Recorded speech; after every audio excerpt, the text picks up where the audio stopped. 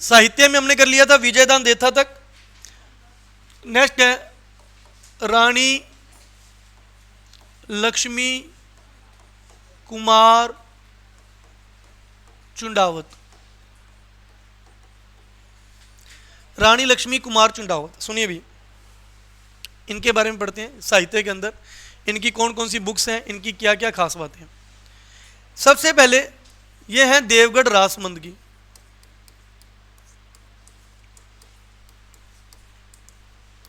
रानी लक्ष्मी कुमार चुंडावत कहाँ की रहने वाली है? देवगढ़। और ये देवगढ़ कहाँ पर है? राजसमंद में है, राजसमंद के रहने वाले हैं। इनको पद्मश्री 1984 में और राजस्थान रत्न 2012 में। राजस्थान रत्न प्रारंभ कब हुआ था? 2012 में। सरकार किसकी थी? अशोक गहलोत सरकार, तब प्रारंभ हुआ था। तो 2012 में इनको मिल चुके हैं, ठीक है। पद्मश्री भी मिल चुका है और राजस्थान रत्न भी मिल चुके हैं। ये एमएलए भी रह चुकी हैं, एमपी भी रह चुकी हैं। एमएलए यानी विधायक, एमपी यानी सांसद। ये एमएलए भी रह चुकी हैं और एमपी भी रह चुकी हैं। राजस्थानी भाषा को संवैधानिक दर्जा कि संविधान का दर्जा मिले, इसके लिए बहुत नेताओं ने मांग उठाई है। राजस्थानी भाषा को संवैधानिक दर्जा दिलाने की मांग उठाने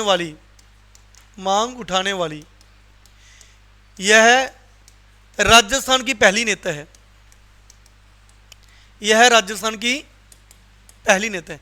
राजस्थान की उस नेता का नाम बताओ जिसने सबसे पहले मांग उठाई थी कि राजस्थानी भाषा को संविधान का दर्जा मिलना चाहिए। वो नेता कौन थी? रानी लक्ष्मी कुमार चुंडावत। इन्हें साहित्य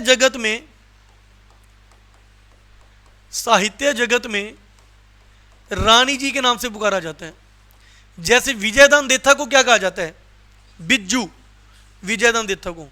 ऐसे इनको साहित्य जगत के लोग क्या बोलते हैं? रानी जी बोलते हैं। जो इनके मिले, इनके ही प्रोफेशन के लोग हैं, वो इनको रानी जी कह के पुकारते हैं, ठीक है। ये एमएलए भी रह चुकी है, एमपी भी रह चुकी है, इन्हें पद्मश्री भी मिल चुका है, राजस्थान रत्न भी मिल चुका है, और राजस्थानी भाषा को संविधान का दर्जा दिलाने वाली ये राजस्थान की पहली नेता है। अब इतनी बड़ी उपलब्धियां लेने के बाद भी, इतनी ज़्यादा उपलब्धियां लेने के बाद भी ये कहती मेरे को भी सरकारी नौकरी चाहिए। तो ये अपने को फ़ोन करके पूछती है, सर क्या पढ़ा करूं मैं, करंट में क्या पढ़ूं? अपने का भी पढ़ लिया कर, मुम्मल की किताब पढ़ लिया कर करंट में। एमएलए भी लगी हुई है, एमपी भी लगी हुई है, फिर भी क्या चाहिए? सरकारी नौकरी। सरकारी नौकरी के लिए क्या पढ़ती है घर पे? मुम्मल करंट जीके में आती है ना, मुम्मल की बुक आती है, तो मुम्मल पढ़ती है।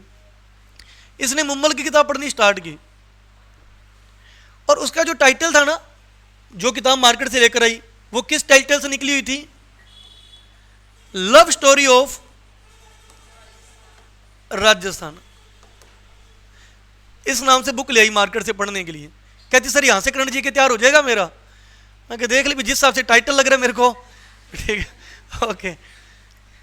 अब इसके अंदर एक कहानी लिखी थी, कहानी थी टब्बर, मतलब बच्चा।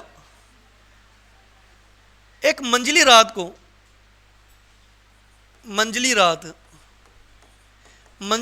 एक बच्चा आके मेरे को कहता कि मैंने शेरों के साथ, बाघों के साथ चकवी बातें करनी है। चकवी सोचते हैं ना, कहते हैं ना वो लड़की वो चकवी बातें करती है, ठीक है। तो मैंने चकवी बातें करनी है, मैं कैसे कर पाऊंगा? मतलब इसके अंदर पहले ही पेज पे क्या लिखा था? एक बच्चा मंझली रात, मध्य रात को शेरों के साथ कैसी बातें करना चाहता है? चकवी बातें करना चाहता है। ये इस बुक के पहले पेज पे लिखा था।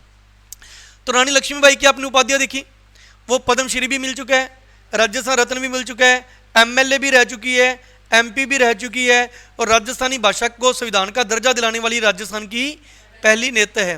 फिर भी वो सरकारी नौकरी की तैयारी करते हुए कौन सी किताब पढ़ती है? मुम्मल। उसका टाइटल क्या है? Love story of Rajasthan. उसके पहले पेज पे क्या लिखा है? एक बच्चा, एक टाबर वो आधी रात को यानी मंझली रात को बाघ के साथ चकवी बातें करना चाहता है और पूछ रहा है कि कैसे करूं। ठीक है, ये अपनों ने इसके बहाने क्या पढ़ लिया, बुक्स। रानी लक्ष्मी चुंडावत की किताबों के नाम बताइए।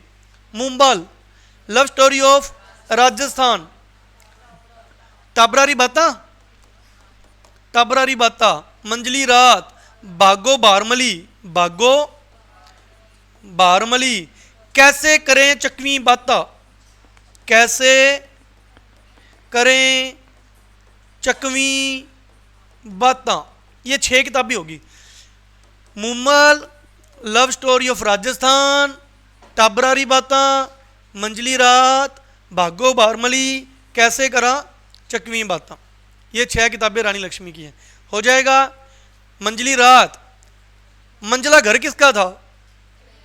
हाँ, ऐसे याद होना चाहिए, कन्हैयालाल सेठिया का। ऊंचा घर, मंझला घर, रमणिया, लीलटास, मंजा, मिंजर, कुंकू, सबद, पित्थल पाथल, है ना। ठीक है, रानी लक्ष्मी चुंडावत के बाद देखिए क्या करने।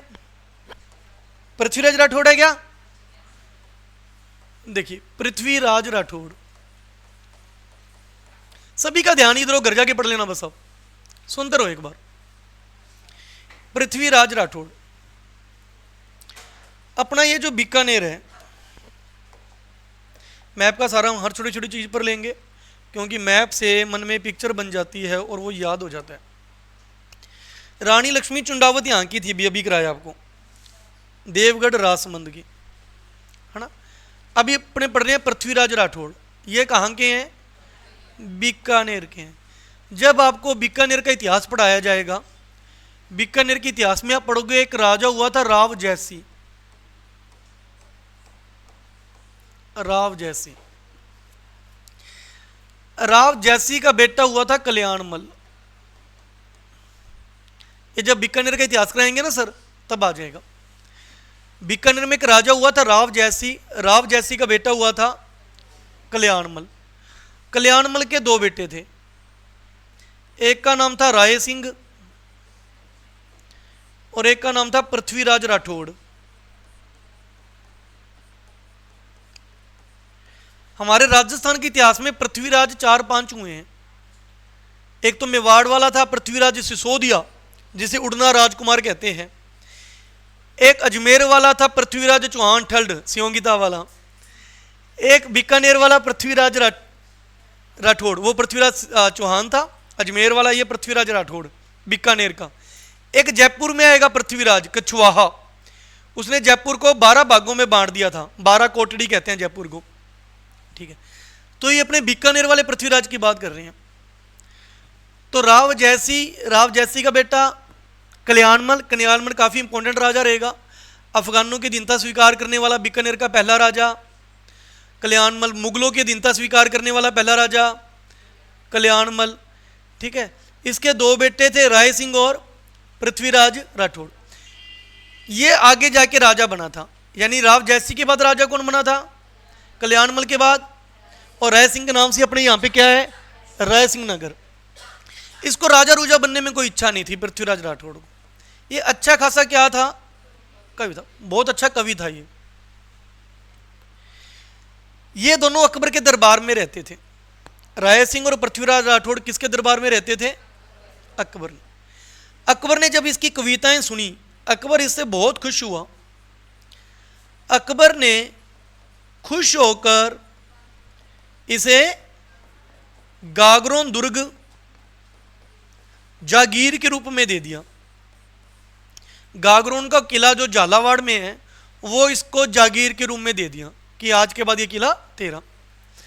पृथ्वीराज राठौड़ उस किले में बैठकर, पृथ्वीराज राठौड़ ने उस किले में बैठकर एक बुक लिखता है जिसका नाम है वैली किसन रुक्मणीरी ख्यात।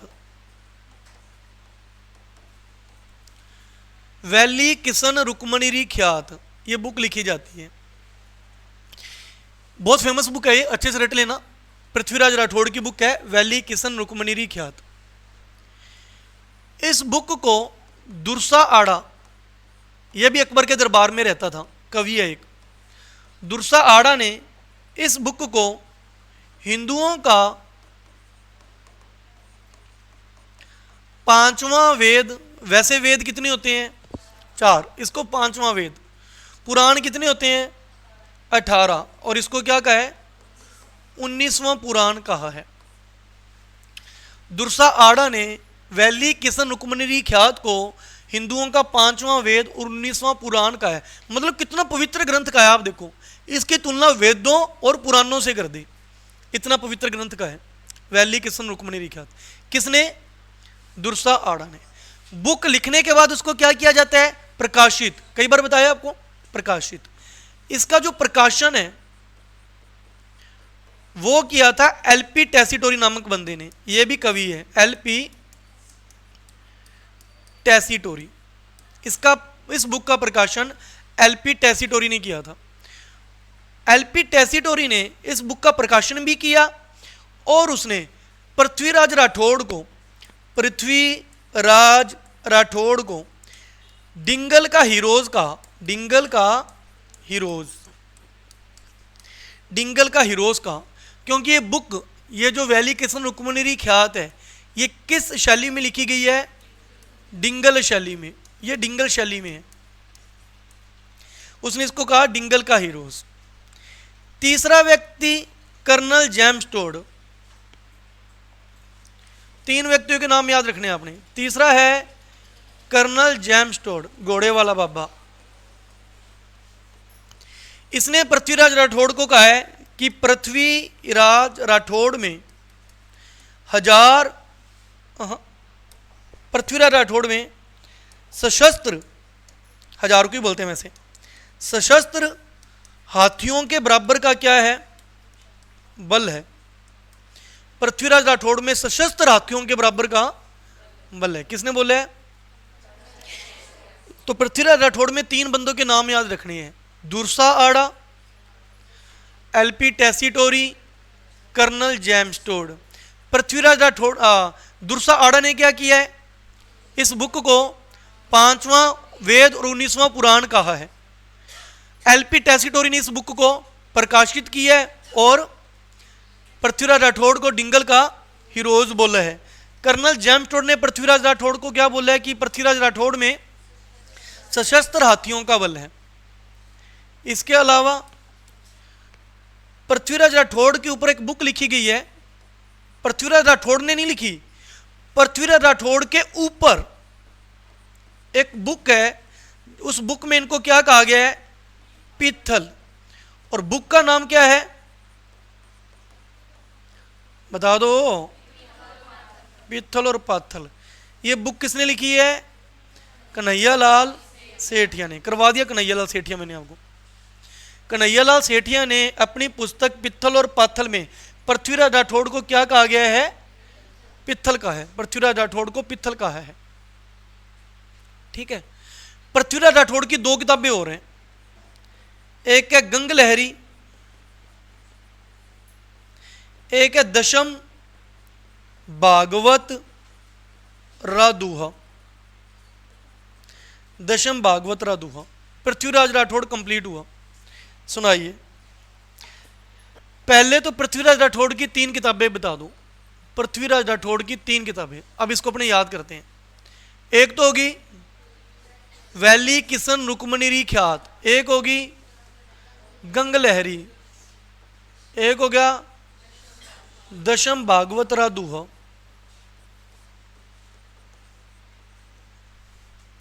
याद करने के लिए, इस पृथ्वी पर हमारे वैली किशन ने गंगा को साक्षी मानकर 10 बार दूल्हा बना था ना, याद हो तो। पृथ्वी पर का मतलब पृथ्वीराज राठौड़, पृथ्वी पर वैली किशन गंगा को साक्षी मानकर 10 बार क्या बना था? दूल्हा बना था। तो 3 किताबें आ गई पृथ्वी की, पृथ्वीराज राठौड़ की।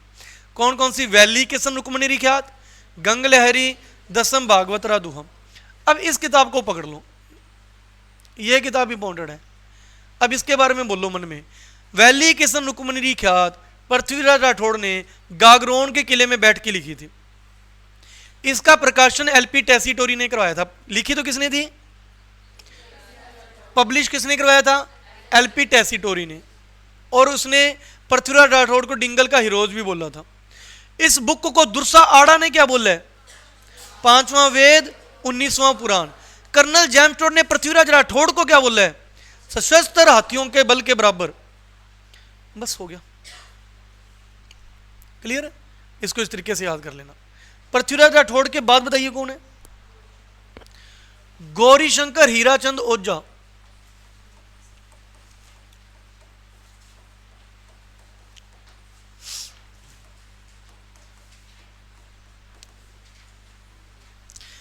गौरीशंकर हीराचंद ओझा। अब अपने चलते हैं जी सिरोही। ये कहाँ के रहने वाले हैं? सिरोही के। अब इनकी क्या खास बात है? इन्हें बोला जाता है आधुनिक राजस्थान के इतिहास का पिता। ये पिता वाली बातें तो मैंने एक दिन पहले भी करा दी थी। विश्व के इतिहास का पिता कौन है? हेरोडोट्स। उनकी बुक का नाम हिस्टोरिका। भारत के इतिहास का पिता वेद व्यास। बुक कौन सी है? महाभारत। राजस्थान के इतिहास का पिता कर्नल जेम्स टोड। बुक कौन सी है? Annals and antiquities of Rajasthan. आधुनिक राजस्थान के इतिहास का पिता कौन है? हीराचंद ओझा। इनकी बुक है भारतीय प्राचीन लिपि माला ग्रंथ। बताता हूं अभी। राजस्थानी भाषा का पिता, राजस्थानी भाषा का पिता कन्हैयालाल सेठिया। उसकी वैसे कई बुक्स हमने पढ़ी थी। मेन है पित्थल और पाथल। पित्थल पाथल है, लीलटास है, मिंजर है, ऊंचा घर, मंझला घर। ठीक है, तो इन्हें कहा जाता है आधुनिक राजस्थान के इतिहास का पिता। एक इतिहासकार हुए थे ग्रिब्बन। ग्रिब्बन फॉरेन में, भारत में नहीं, विदेश में। ग्रिब्बन बहुत अच्छे इतिहासकार थे। इनकी तुलना उनसे की जाती है। इन्हें कहा जाता है राजस्थान का ग्रिब्बन। एक तो कहा जाता है आधुनिक राजस्थान के इतिहास का पिता, और एक क्या कहा जाता है? राजस्थान का ग्रिब्बन। ये भाई लोगों की सहायता बहुत करते थे। गौरीशंकर, शिव पार्वती। इसको याद करना तो ऐसे करना, सहायता बहुत करते थे। किस प्रकार से? एक वीर विनोद ग्रंथ किसका था? वीर विनोद। वीर विनोद ग्रंथ किसका था? श्यामल दास ददीवाड़िया। श्यामल दास ददीवाड़िया का ग्रंथ था, और यह बहुत बड़ा ग्रंथ आपको मैंने बताया था। गौरीशंकर हीराचंद ओझा ने श्यामल दास ददीवाड़िया को वीर विनोद ग्रंथ लिखने में सहायता की थी।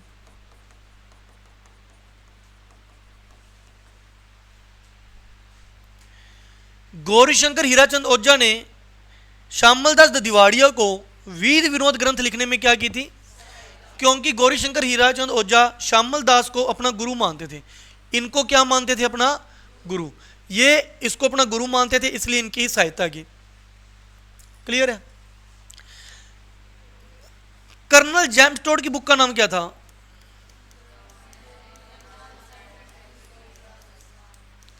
Antiquities of Rajasthan. ये किसकी बुक है? कर्नल जेम्स टोड की। ये बुक कौन सी भाषा में हो सकती है? अरे अंग्रेज था, फारसी में थोड़ी लिखेगा। अंग्रेजी में बुक थी, नाम से पता लग रहा है, annals and antiquities of Rajasthan. ये बुक कौन सी भाषा में है? इंग्लिश में।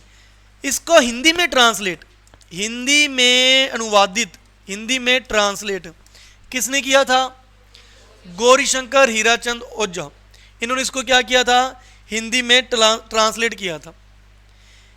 एक बुक है मुनोंत नैन्सी की, मुनोंत नैन्सी री ख्यात। इसको पब्लिश करवाया था, यानी प्रकाशन करवाया था। 3 लोगों की सहायता करते हैं। वीर विनोद ग्रंथ लिखने में सहायता की थी। Annals and antiquities of Rajasthan का हिंदी में ट्रांसलेट किया था। मुनोंत नैन्सी की किताब का क्या किया था? प्रकाशन किया था, पब्लिश किया था। ये इस प्रकार से लोगों की सहायता करते हैं। फिर इनको नाम दे दिया गया आधुनिक राजस्थान के इतिहास का पिता और राजस्थान का ग्रिब्बन। इनकी खुद की जो किताब है वो है भारतीय प्राचीन लिपि माला ग्रंथ। याद करने के लिए लोगों को तो इतनी सहायता करते हैं, खुद माला कैसी पहनते हैं, पुरानी सी। खुद गले में माला कैसी पहनते हैं, माली सी। हमारे गौरी शंकर शिव और पार्वती गले में माला कैसी पहनते हैं, पुरानी सी प्राचीन माला, सबसे प्राचीन माला ये पहनते हैं। और लोग, याद करवा रहा हूँ आपको, ये तो आपको बुकों में नोट्स में लिखा मिल ही जाएगा, याद करते हैं। गौरी शंकर शिव पार्वती कहाँ रहते हैं, आकाश में, सिरोही में। कहाँ रहते हैं, सिरोही में। ये सहायता बहुत करते हैं लोगों की। कैसे करते हैं सहायता, कैसे करते हैं, वीर विनोद लिखने में सहायता कर दी, और एनास एंटिक्विटीज का हिंदी में ट्रांसलेट कर दिया, और मनोहर नैन्सी की बुक का पब्लिश कर दिया, कर दी सहायता। इसलिए लोग इनको क्या बोलते हैं, आप तुम्हारे इतिहास के पिता हो, मॉडर्न इतिहास के पिता, आधुनिक राजस्थान के इतिहास का पिता हमारे गौरी और शंकर, गौरी शंकर। और राजस्थान का गरीबन हो आप, गरीब या कैसे भी याद कर लेना, गरीबन, गरीब ही हो, गले में माला कैसी पहनते हो, प्राचीन सी भारतीय प्राचीन लिपि माला ग्रंथ। हो गया बस, करो रीडिंग करो, गौरी शंकर हीरा चंद ओझा कंप्लीट हुए। याद करो क्लास के अंदर ही, इसको नेक्स्ट करते हैं फिर।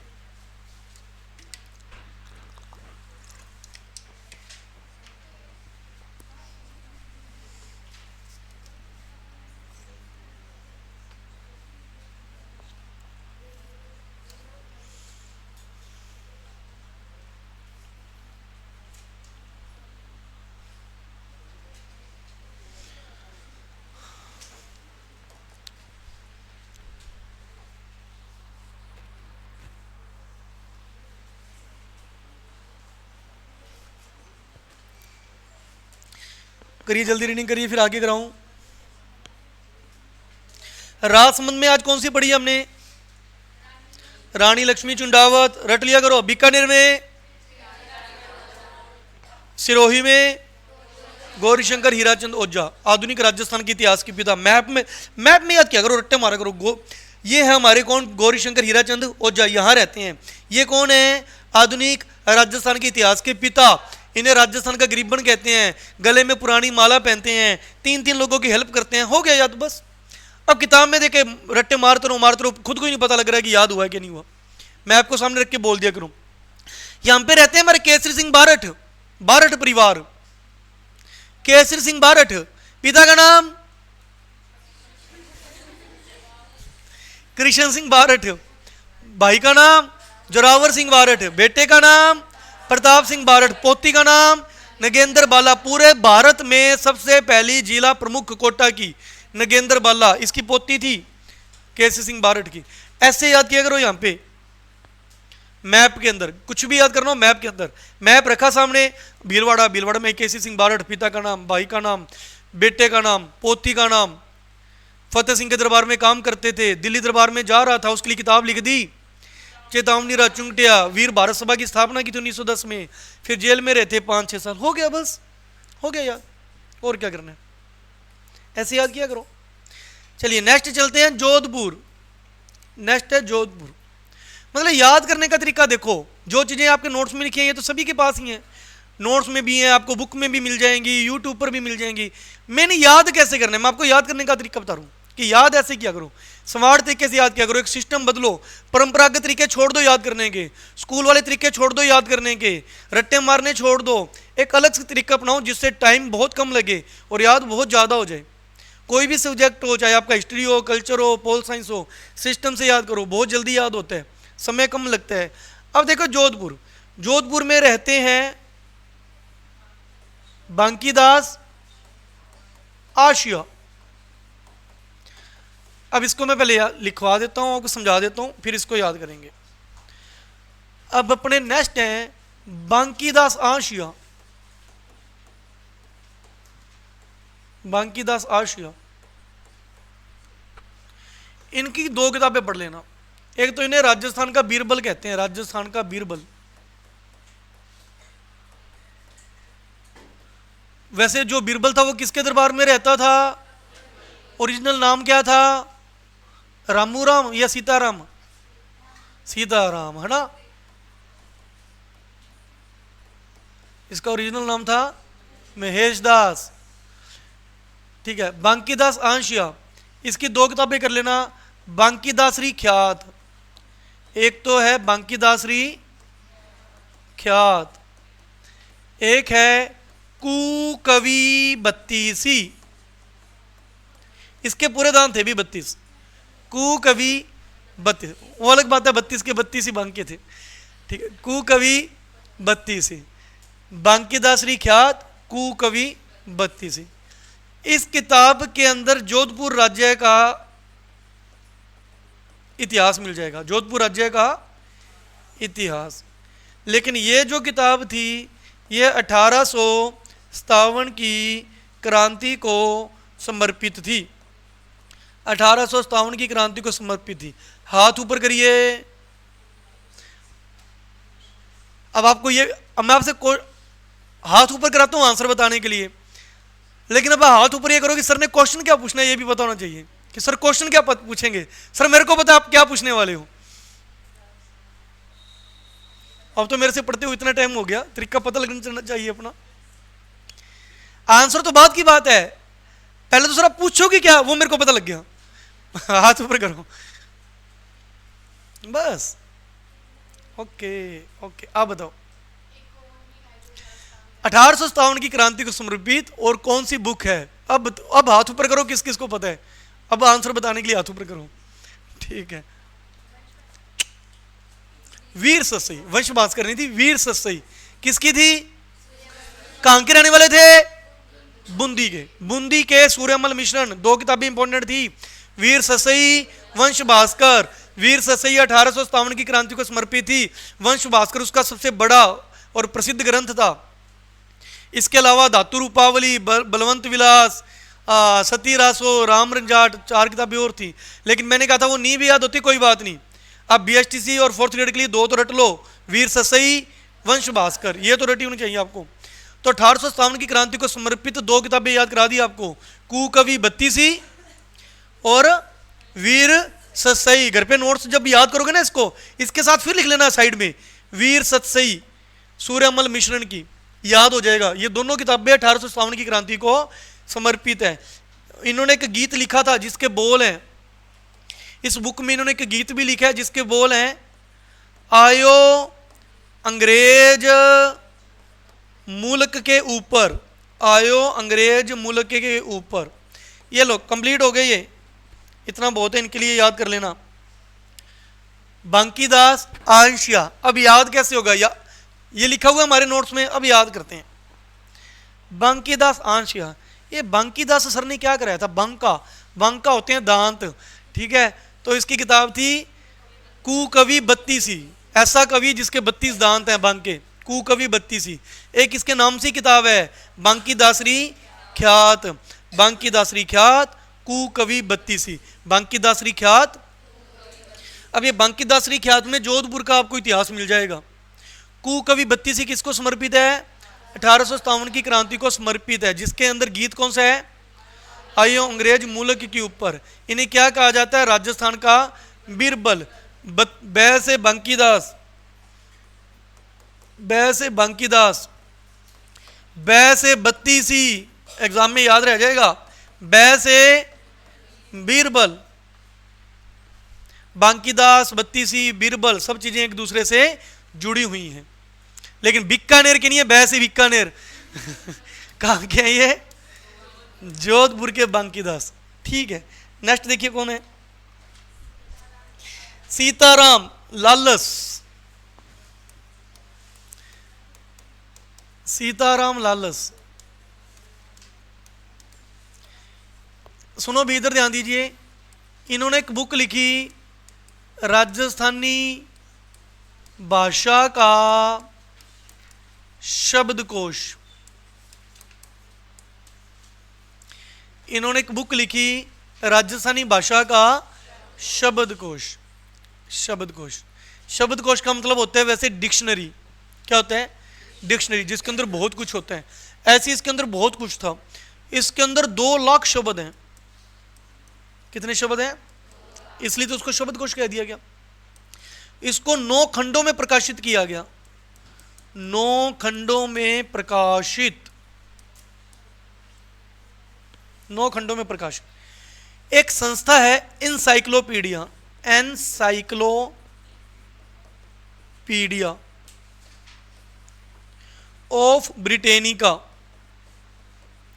एक संस्था है इनसाइक्लोपीडिया ऑफ ब्रिटेनिका। इसके अंदर इनको राजस्थानी जुबान की मशाल कहा गया है। सीताराम लालस को क्या कहा गया है? राजस्थानी जुबान की मशाल, राजस्थानी जुबान की मशाल कहा गया है सीताराम लालस को। ये भी जोधपुर के ही रहने वाले हैं। इनकी बुक का नाम है राजस्थानी भाषा का शब्दकोश। इनको पद्मश्री और राजस्थान रत्न 4 बंदे करा दिए अभी तक मैंने आपको, याद घर जाके इसको अलग से लिख लेना। पद्मश्री और राजस्थान रत्न दोनों मिल चुके हैं 1977। राजस्थान रत्न तो जिस जिसको मिला सभी को मिला है। रिपीट करा देता हूँ किस किस को दोनों चीजें मिली हैं। सबसे पहले मैंने कराया था कन्हैया लाल सेठिया, विजयदान देथा, रानी लक्ष्मी चुंडावत और सीताराम लालस, इन 4 को मिल गया। ठीक है, ये कंप्लीट हुए कौन? सीताराम लालस। करो, याद करो। सीताराम सीताराम शब्द कितनी बार लिखनी है किताब में? 2 लाख बार। सीताराम सीताराम 2 लाख बार लिखनी है। सीताराम सीताराम 2 लाख। जब किसी किताब के अंदर आप 2 लाख शब्द डाल दोगे वो किताब किताब नहीं रहेगी, वो डिक्शनरी बन गई। और डिक्शनरी को हिंदी में क्या कहते हैं? शब्दकोश। ये याद करने के तरीके हैं। सीताराम सीताराम कितनी बार? 2 लाख बार। वो किताब किताब ना रह के क्या बन गई? डिक्शनरी, शब्दकोश। तो इनकी किताब का नाम क्या है? राजस्थानी भाषा का शब्दकोश। इनसाइक्लोपीडिया ऑफ ब्रिटेनिका में इसको क्या कहा गया है? राजस्थानी जुबान की मिसाल। इन्हें पद्मश्री, राजस्थान रत्न मिल चुके हैं। करिए रीडिंग, करिए इसको।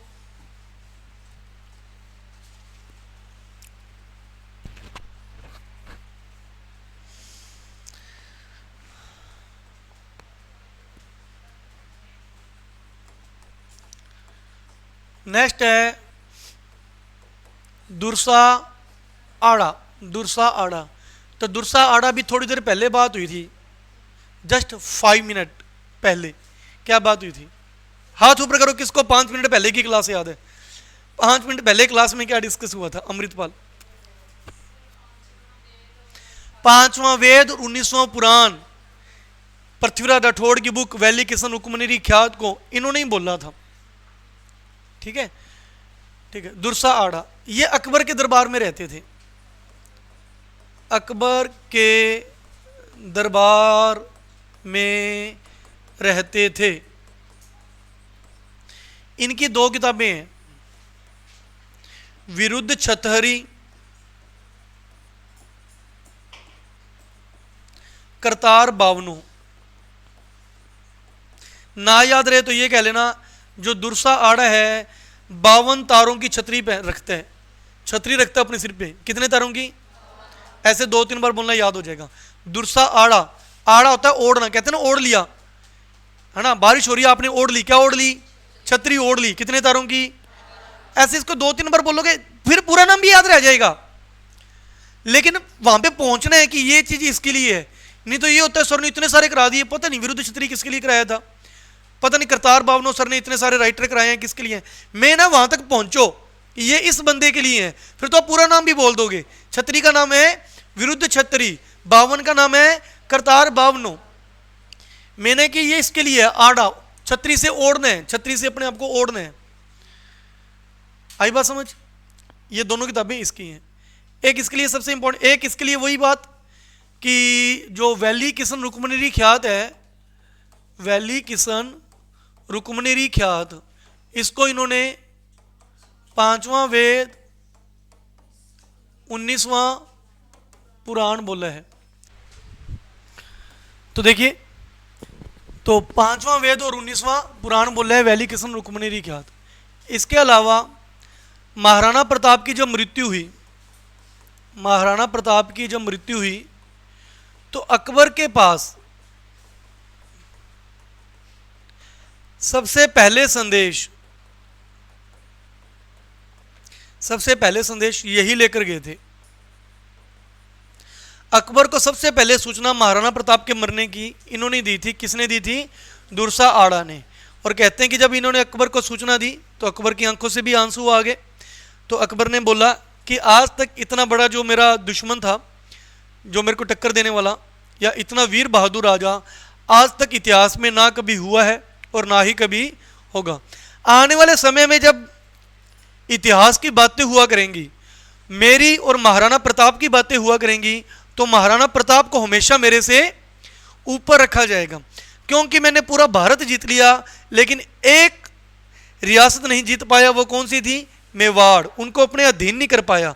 हालांकि मेवाड़ जीत लिया था अकबर ने 1567 का, जो तीसरा साका हुआ था, लेकिन इनके राजाओं को अपने अधीन नहीं कर पाया था। पहले अधीन करने का प्रयास किसको किया गया? उदय सिंह को। उसने अधीनता स्वीकार। फिर किसके ऊपर जोर लगाया गया? महाराणा प्रताप पर। ये जंगलों में रहा, भूखा रहा, हल्दी घाटी का युद्ध भी आ रहा, लेकिन अकबर की अधीनता स्वीकार नहीं की। तो मैं एक रियासत को अपने अधीन नहीं कर पाया। वो रियासत कौन सी थी? मेवाड़ थी। जिस कारण भारत का विजेता बनने का जो मेरा सपना था वो सपना ही रह गया, सिर्फ इसके कारण। महाराणा प्रताप के मरने के बाद ये हमले करता है महाराणा प्रताप के बेटे अमर सिंह पर।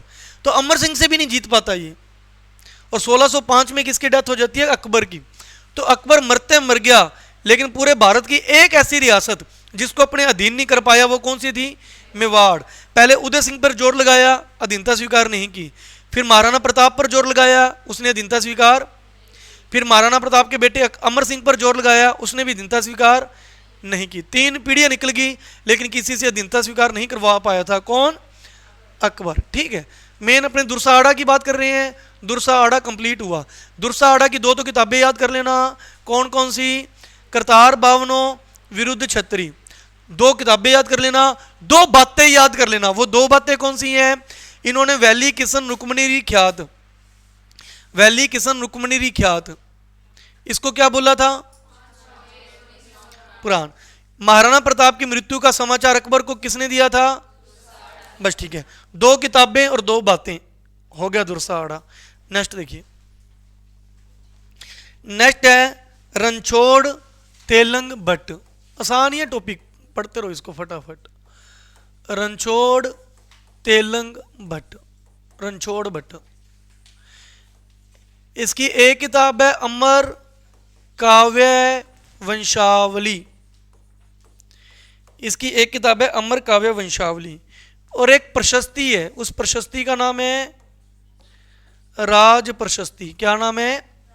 राज प्रशस्ति। ये 2 याद कर लेना। राज प्रशस्ति तो जब मैंने आपको राजसमंद झील कराई थी तब भी कराई थी, फिर सुन लीजिए। राज प्रशस्ति राजस्थान के राजसमंद के अंदर एक झील है। कौन सी झील? राजसमंद झील। इस झील के किनारे लगी हुई है। प्रशस्ति होता है जहां पर इतिहास लिखा जाता है। प्रशस्ति जहां इतिहास लिखा जाता है उसको प्रशस्ति बोलते हैं। ये इतिहास किस पर लिखा गया? पत्थरों पर, यानी शिलाओं पर। कितने पत्थरों पर? 25 पत्थरों पर इतिहास लिखा गया। तो इसमें कितने शिलालेखों पर? शिला का मतलब पत्थर। कितने शिलालेखों पर इतिहास लिखा हुआ है? किस भाषा में? संस्कृत भाषा में। श्लोक कितने हैं? 1917। 1917 श्लोक हैं, और ये एशिया महाद्वीप की सबसे बड़ी प्रशस्ति है। एशिया की सबसे बड़ी प्रशस्ति। मेवाड़ का इतिहास, वास्तविक इतिहास कहाँ से स्टार्ट होता है? बप्पा रावल। और जब ये रणछोड़ तेलंग भट्ट थे उस समय वहाँ का राजा कौन था? राज सिंह। तो इन्होंने बप्पा रावल से लेकर राज सिंह तक का इतिहास इसमें लिखा है। तो राजसमंद के अंदर एक प्रशस्ति है, उस प्रशस्ति का नाम क्या है? राज प्रशस्ति। प्रशस्ति का मतलब होता है इतिहास। बड़े बड़े पत्थरों पर इतिहास लिखा हुआ है। कितने पत्थरों पर इतिहास लिखा है? 25 पत्थरों पर। किस भाषा में? कितने श्लोक हैं? 1917 श्लोक हैं। ये सब किसने लिखा है? रणछोड़ भट्ट ने। ये एशिया महाद्वीप की सबसे बड़ी प्रशस्ति मानी जाती है। ठीक है, इस पर किसका इतिहास है? बप्पा रावल से लेकर महाराणा राज सिंह तक का, मेवाड़ के राजाओं का इतिहास है। कर लोगे याद? एक और बुक है अमर काव्य वंशावली। इस बुक में इसने बताया प्रताप सिंह और इसका भाई शक्ति सिंह, प्रताप सिंह और शक्ति सिंह की मुलाकात की चर्चा की है। इतनी लाइन याद कर लेना, बाकी आप हिस्ट्री में पढ़ते हो। हल्दी घाटी का जो युद्ध हुआ था, हल्दी घाटी के युद्ध में जब महाराणा प्रताप भागे थे भूमि छोड़कर, हल्दी घाटी का युद्ध छोड़कर, तो ये देख लेते हैं दो मुसलमान, दो मुगल देख लेते हैं, दो सैनिक देख लेते हैं। वो दोनों सैनिक किसके पीछे हो लेते हैं? महाराणा प्रताप के पीछे हो लेते हैं, महाराणा प्रताप को मारने के लिए। उधर से ये चीज देख लेता है शक्ति सिंह। ठीक है, समझा रहा है कि नहीं आ रहा? ये कौन भाग रहा है? महाराणा प्रताप। पीछे कौन भाग रहे हैं? दो सैनिक। सैनिकों के पीछे कौन हो लेता है? शक्ति सिंह। शक्ति सिंह प्रताप को पसंद नहीं करता था, दोनों सौतेले भाई थे। फिर भी जब देखा कि दो सैनिक मेरे भाई को पीछे से मारने गए हैं, तो शक्ति सिंह भी पीछे हो लिया और आगे जाकर शक्ति सिंह ने उन दोनों सैनिकों को मार दिया। उधर से अपने पढ़ते हैं कि प्रताप सिंह के आगे, महाराणा प्रताप के आगे एक बहुत बड़ी खाई होती है, नाला होता है, तो उसको वो वहां से घोड़े सहित जंप करते हैं और घोड़ा घायल होकर मर जाता है। घोड़े का नाम क्या था? चेटक। वहां पे महाराणा प्रताप रो रहे हैं। फिर शक्ति सिंह वहां पे जाते हैं, महाराणा प्रताप को समझाते हैं, घोड़े की कब्र खोदते हैं और महाराणा प्रताप को अपना घोड़ा दे देता है। कौन? शक्ति सिंह अपना घोड़ा दे देते हैं कि आप यहां से निकल जाओ। ये जो पूरी स्टोरी है, ये अपने को किस बुक में पढ़ने को मिलती है? और ये किसने लिखी थी? रणछोड़ भट्ट। कंप्लीट हुआ तो क्या पढ़ा? सुना दो एक बार मेरे को। रणछोड़ भट्ट की किताब बता दो। अमर काव्य वंशावली। किसकी जानकारी मिलती है? प्रताप और उसके भाई शक्ति सिंह की मुलाकात की जानकारी मिलती है। दूसरा, इनकी प्रशस्ति बता दो। एक किताब है, एक प्रशस्ति है, राज प्रशस्ति। राजा राज सिंह के नाम पे है राज प्रशस्ति। कहां से कहां तक का इतिहास है? राज सिंह तक का इतिहास है। कितने पत्थरों पर है? कितने श्लोकों में है? किस भाषा में है? संस्कृत भाषा में। एशिया महाद्वीप की सबसे बड़ी प्रशस्ति। नेक्स्ट बताओ कौन सा है? LP Tessitori.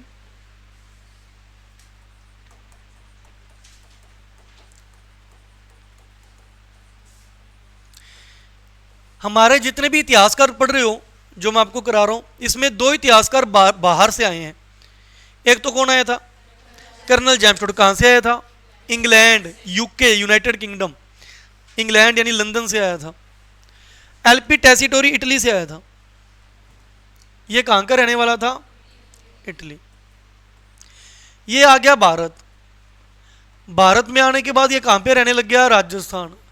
राजस्थान में कहां रहने लग गया? बीकानेर। मतलब इसने अपनी कर्म भूमि किसको बनाया? बीकानेर को। कर्नल जेम्स टोड मुख्यतः कहां कहां रहे थे? पहले मेवाड़ आए थे, फिर मारवाड़ आए थे। मेवाड़ मारवाड़ में पॉलिटिकल एजेंट बनकर रहे थे। इन्होंने अपनी कर्म भूमि किसको बनाया? बीकानेर को। तो इनका संबंध किससे है? बीकानेर से। वैसे इटली के हैं, लेकिन अपना जो इतिहास लिखा, जो जान रहे, वो राजस्थान की कौन सी जगह थी? बीकानेर में रहे ज्यादातर ये। तो इनकी कर्म भूमि पूछे तो बीकानेर है। अब इनकी खास बातें, इनकी खास बातों को मैं ऐसे दो के तीन ग्रुप बना के कर देता हूं, ये कंप्लीट हो जाएंगे अपने। पहली दो बातें, जब ये आए तो उस समय बीकानेर के राजा महाराजा गंगा सिंह थे, याद रख लेना बस। किस राजा के समय आए थे? बीकानेर के राजा गंगा सिंह के समय आए थे। इनकी पहली दो बातें, इन्होंने बीकानेर में आके किया क्या? इन्होंने बीकानेर में आकर कालीबंगा सभ्यता के बारे में बताया कि यहां पर कोई सभ्यता है। हम एक टॉपिक पढ़ते हैं, सभ्यता का टॉपिक। तो कालीबंगा सभ्यता के बारे में सबसे पहले किसने बताया था? एलपी टेसिटोरी ने बताया था कि यहां पे कोई सभ्यता है, खुदाई करो, यहां पे कोई लोग रहते थे। एक इन्होंने बीकानेर म्यूजियम की स्थापना की थी। बीकानेर म्यूजियम की स्थापना की थी। म्यूजियम जहां पे पुरानी चीजें देखने को रखी जाती हैं, है ना, संग्रहालय बोल देते हैं हिंदी में। तो ये दो बातें होगी। इन्होंने बीकानेर आके किया क्या? बीकानेर में कालीबंगा सभ्यता की जानकारी दी। कालीबंगा सभ्यता की जानकारी अंग्रेजों को दी कि यहां पे कोई ना कोई सभ्यता है। बीकानेर म्यूजियम की स्थापना की। 2 नंबर पॉइंट, इन्होंने 2 बुकों को पब्लिश कराया।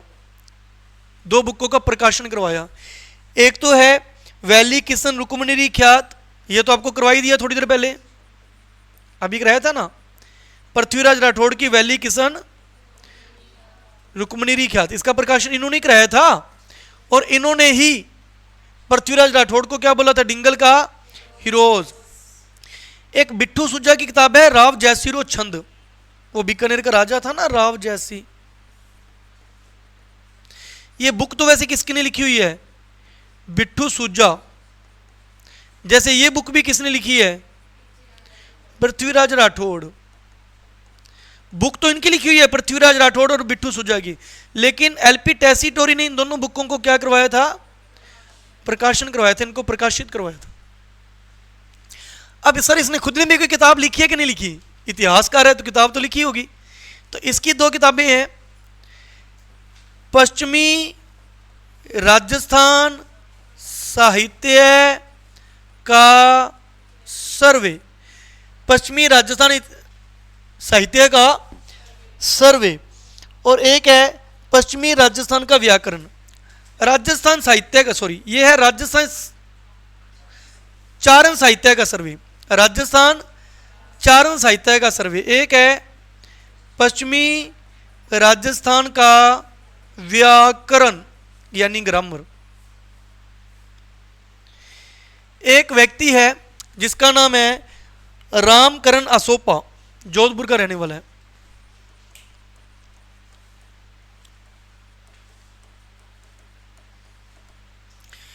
इन्होंने एलपी टेसीटोरी को बोला है डिंगल का शिक्षक, टीचर ऑफ डिंगल। ये एलपी टेसीटोरी कंप्लीट हुए। अब मैं आपको याद करवाता हूं, याद कैसे करने। ये बंदा कहां से आया है, इटली से। कहां आया है, राजा कौन था, गंगा सिंह, और इसकी समाधि भी बीकानेर में ही है। किसने बनवाई थी, गंगा सिंह ने। एलपी टेसीटोरी की समाधि कहां पर है, बीकानेर में। किसने बनवाई थी, महाराजा। अब बीकानेर आकर इसने दो दो दो तीन काम किए, दो दो के तीन जोड़े करने हैं। पहले एक तो दो चीजों का वहां पे बीकानेर में स्थापना कराई, दो किताबें लिखी और दो किताबों को प्रकाशित किया। दो किताबें खुद ने लिखी, दो किताबों को बीकानेर में दो काम क्या कराई, कालीबंगा सभ्यता की जानकारी दे दी और बीकानेर म्यूजियम की स्थापना कर दी। दो किताबें पब्लिश कौन सी कराई, वैली किशन रुक्मणी ख्यात और राव जयसिरो छंद। खुद ने दो किताबें कौन सी लिख दी, राजस्थान साहित्य का, राजस्थान चारण साहित्य का सर्वे, राजस्थान का सर्वे, और पश्चिमी राजस्थान का व्याकरण। बीकानेर पश्चिमी राजस्थान में आता है, पश्चिमी राजस्थान का व्याकरण। पश्चिमी राजस्थान की यात्रा किसकी थी, कर्नल जेम्स टोड, वो भी बाहर से आया था। मतलब जो कर्नल जेम्स टोड है और जो एलपी टेसीटोरी दोनों बाहर से आए थे। दोनों की किताब का नाम मिलता जुलता है। उसकी थी पश्चिमी राजस्थान की यात्रा, इसका है पश्चिमी राजस्थान का व्याकरण। उसकी दूसरी किताब थी the annals and antiquities of Rajasthan, इसकी दूसरी किताब कौन सी है, राजस्थानी चारण साहित्य का सर्वे। ठीक है। इस बंदे ने, एलपी टेसीटोरी ने, पृथ्वीराज राठौड़ को क्या बोला है, डिंगल का हीरोज, और इसको खुद को क्या बोला गया है, शिक्षक। इसने पृथ्वीराज राठौड़ को बोला है डिंगल का हीरोज, लेकिन इसको खुद को क्या कहा जाता है, शिक्षक। किसने बोला था, राम ने, रामकरण असोपा, जोधपुर के रामकरण असोपा ने। तो डिंगल का शिक्षक किसे कहा जाता है, डिंगल का हीरोज किसको कहा जाता है। करो इसकी रीडिंग करो, फिर आगे करते हैं।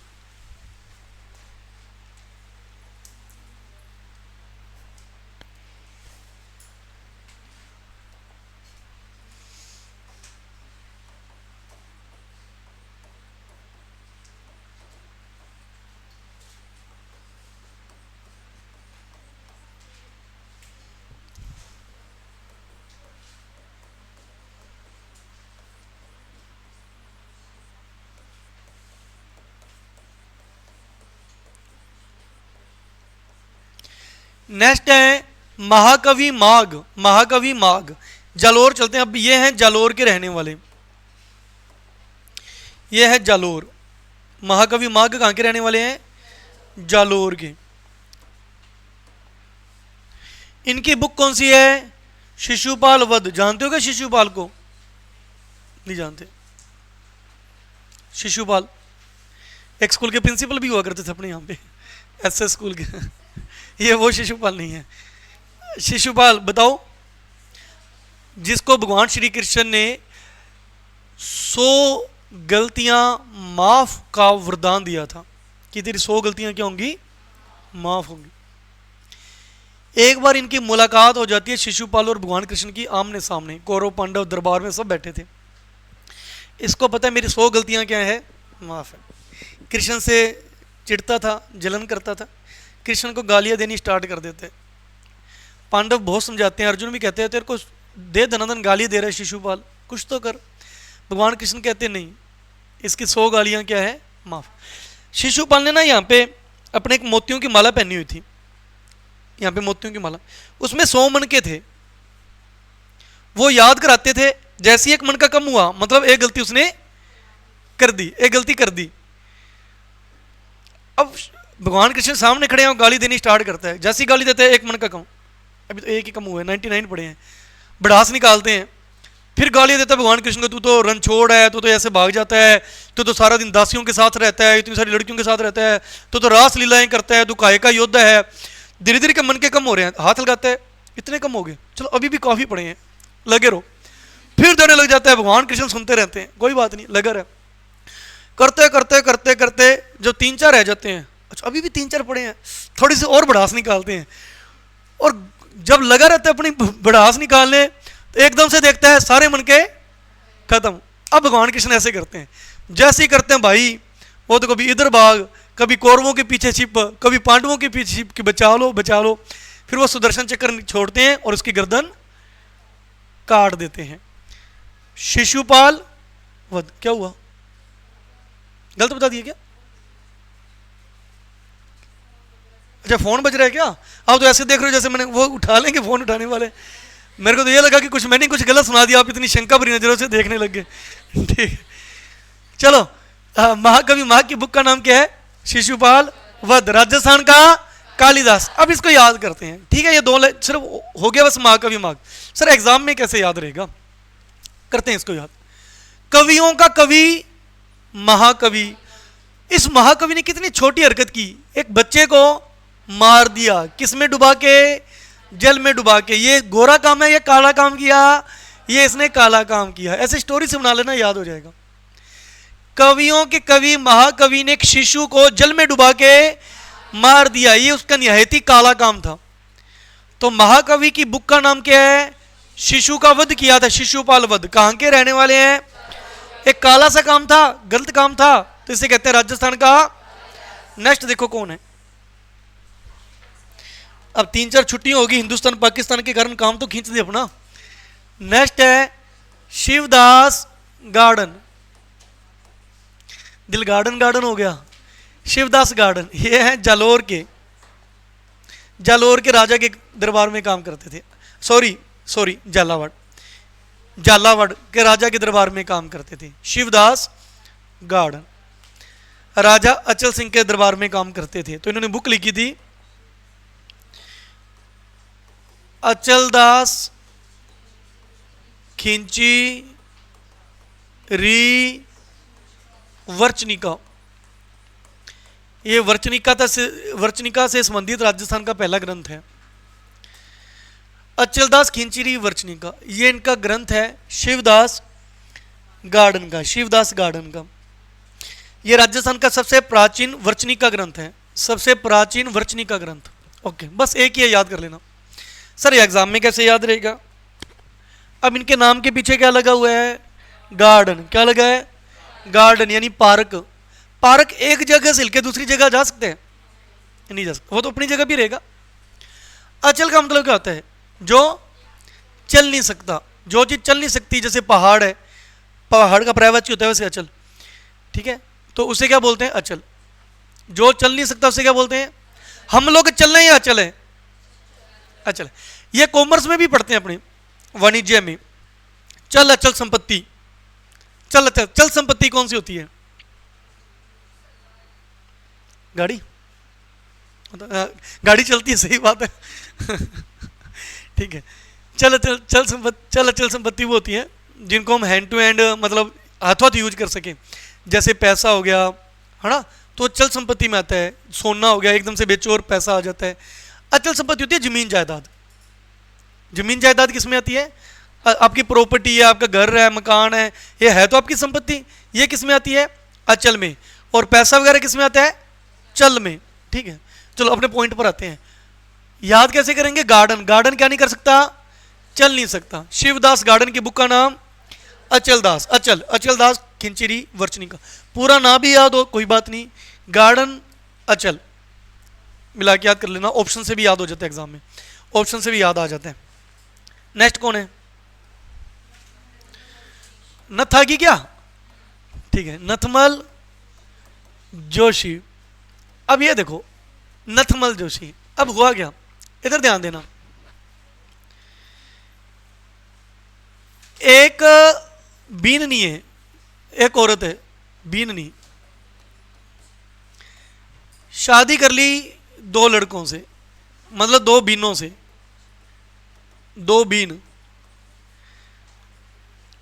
एक बीननी, नहीं तो वैसे क्या होता है, एक बीन दो बीननियां, यहां पे है एक बीननी दो बीन, शादी कर ली। अब ये भी इसको खुश करने के लिए नथ ले आया, ये भी खुश करने के लिए नथ ले आया कि नथ पहन। अब इसका नखरा ही है वल्ला, जब इतने ऑप्शन मिलते हैं, है ना, इसका नखरा ज्यादा।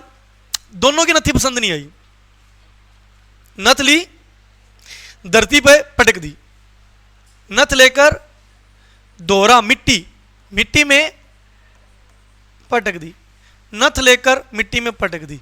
ये कंप्लीट हुए अपने नथमल जोशी। नथमल जोशी, नथमल जोशी की किताबों के नाम, एक बीननी दो बीन, एक बीननी दो बीन, दोरार, दोरारी दोरी, है ना, यही है ना। अब है पटकी, अब है पटकी, अब है पटकी, अब है पटकी, दोरारा दोरी, एक बिननी दो बिन। दोरारी दोरी का एक बात याद रखना, इसमें इसने एलपी टोसीटोरी की जीवनी बताई है। अभी जो एलपी टोसीटोरी कराया था उसकी जीवनी इस बुक में मिलेगी, उसकी बायोग्राफी इस बुक में है।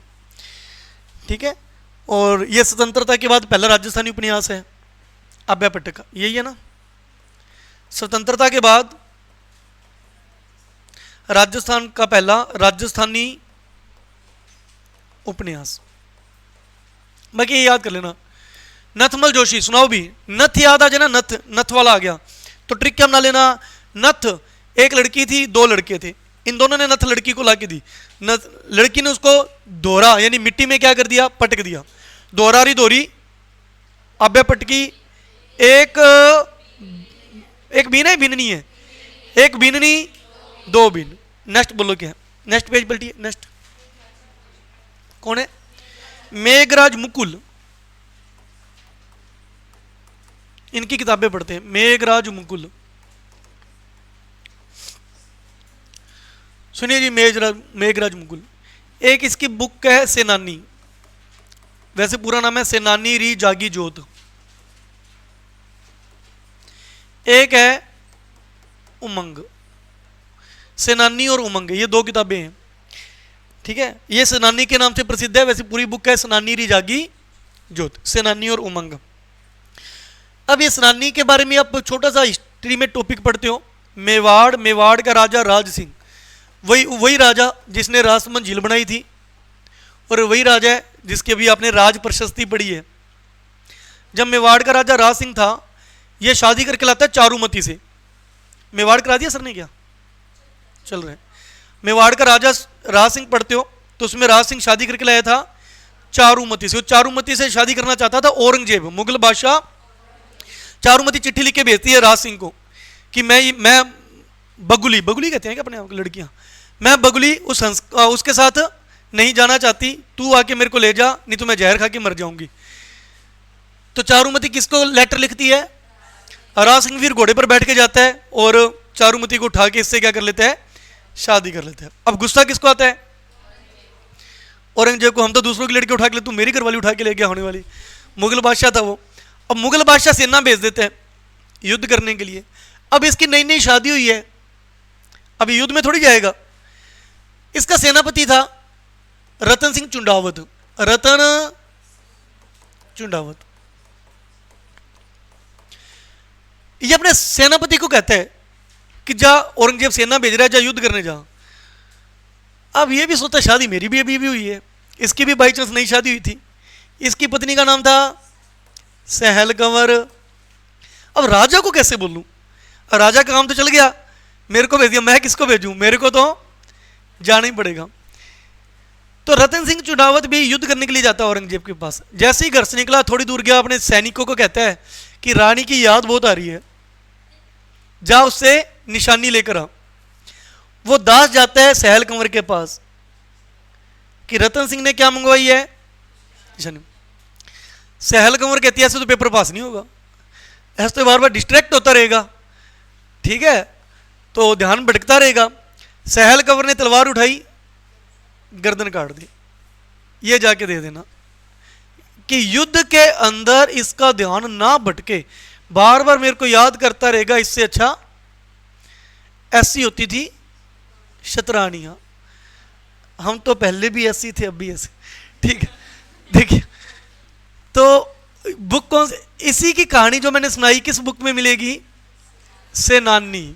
तो इसके अंदर एक बोल था, चुंडावत मांग्यो निशानी, चुंडावत मांग्यो निशानी, सिर काट भेज दियो शतरानी, सिर काट भेज दियो शतरानी। तो ये सहल कंवर, रतन सिंह चुंडावत, इनकी गाथा है किस बुक में, सेनानी। बंदे का नाम मेघराज मुकुल। ये थोड़ा सा मैंने हिस्ट्री का पोर्शन बताया, आप फ्रेशर्स हो, इतना याद नहीं रहता एग्जाम में, थोड़े दिन बाद आपका एग्जाम है, तो हमें हल्की हल्की ट्रिक्स की जरूरत है। तो ट्रिक ये याद कर लेना, किताबें याद करने के लिए, मेघ यानी बादल, बादल छाए हुए हैं, जब बादल छाते हैं मौसम सुहावना हो जाता है, सेना उमंग से नाच रही है। मेघ, मेघराज, मेघ छाए हुए हैं, बादल छाए हैं, सेना उमंग से नाच रही है। बुक मेघराज की कौन कौन सी बुक हैं, सेनानी और उमंग। सेनानी, सेनानी और कर लोगे याद एग्जाम में, याद कर लोगे इसको। नेक्स्ट बताइए, नेक्स्ट कौन है, चंद्र सिंह बिरकाली, चंद्र सिंह बिरकाली, प्रकृति प्रेमी कवि।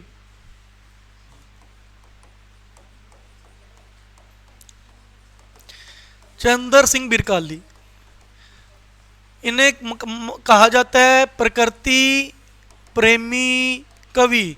सभी का ध्यान इधर हो, हाथ ऊपर करिए। क्या पूछने जा रहा हूं मैं आपसे, क्या पूछने जा रहा हूं, तल्लीनाथ जी का आंसर बता दिया आपने।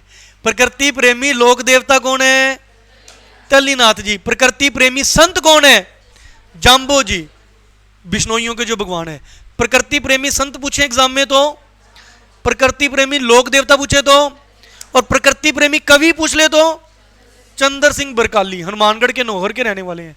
बिरकाली गांव का नाम है, हनुमानगढ़ का नौहर। वैसे ये तीनों चीजें शायद आपके नोट्स में भी ऊपर ऊपर लिखी होंगी, अपने स्टूडेंट सियाने हैं, सब चीजें लिख लेते हैं। वो देखो ऊपर ऊपर देखो, बिल्कुल ऊपर ऊपर, प्रकृति प्रेमी लोक देवता संत, हनुमानगढ़ नौहर के बिरकाली गांव के रहने वाले हैं। और गांव का नाम बिरकाली है, इसलिए अपने नाम के पीछे क्या लगाते हैं, बिरकाली। इनकी 3 किताबें, डाफर, लू, बादल।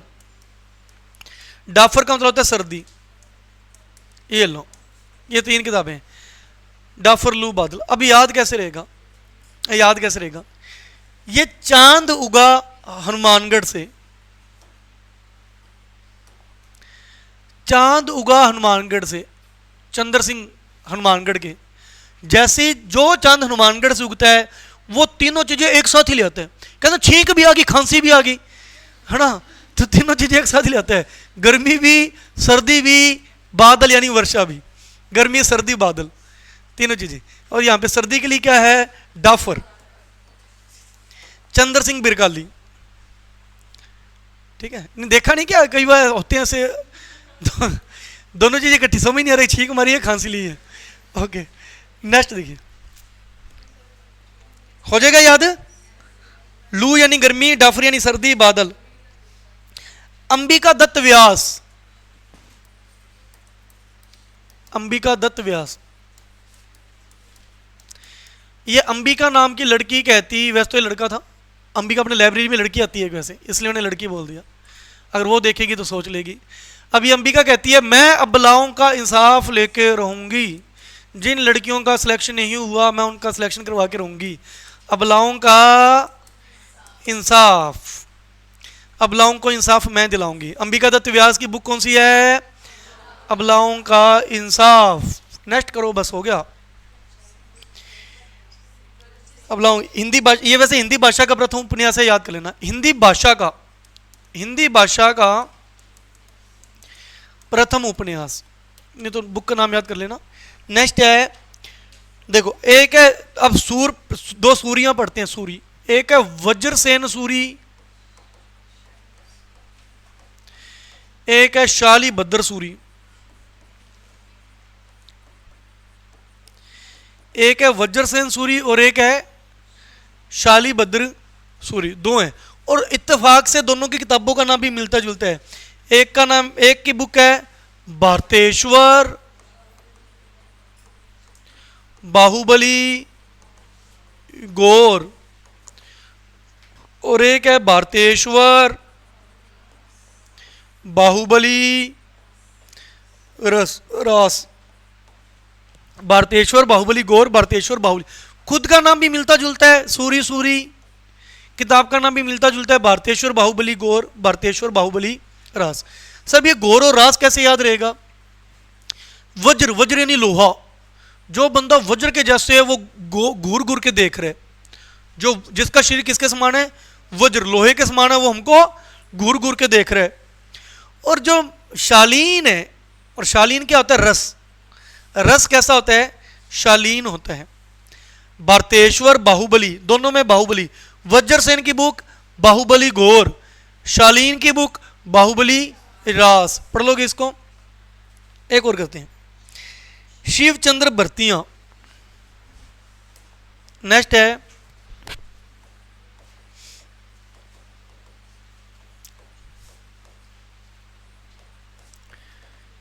शिवचंद्र भर्तियां। इनका एक नाटक भी है, इनका एक उपन्यास भी है, इनकी एक कहानी भी है। राजस्थानी भाषा के अंदर, राजस्थानी भाषा का पहला नाटक इन्होंने लिखा है। राजस्थानी भाषा का पहला उपन्यास भी इसने ही लिखा है। राजस्थानी भाषा का पहली कहानी, भाषा राजस्थानी होनी चाहिए। राजस्थानी भाषा का पहला नाटक, राजस्थानी भाषा का पहला उपन्यास, राजस्थानी भाषा की पहली कहानी, ये इसी बंदे ने लिखी है। इसलिए इसको कहते हैं राजस्थानी का भारतेंदु। राजस्थान का भारतेंदु, राजस्थान का भारतेंदु। इसमें भारत प्लस इंदु संधि है, ठीक है। अब नाटक कौन सा है? नाटक है केसर विलास। नाटक का नाम क्या है?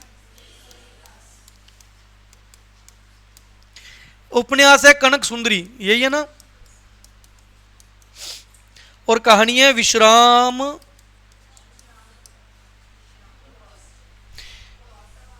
प्रवास, विश्रांत प्रवास। ओके, ये नाटक, अब इसको याद करना है। नाटक कर रहा है केसर खाने का, उपन्यास किसके ऊपर लिख दिया? सुंदर कनक के ऊपर। अब जब तक कहानी की बारी आई, कहानी में विश्राम करने लग गया, थक गया था, कहानी बताते बताते क्या करने लग गया? विश्राम।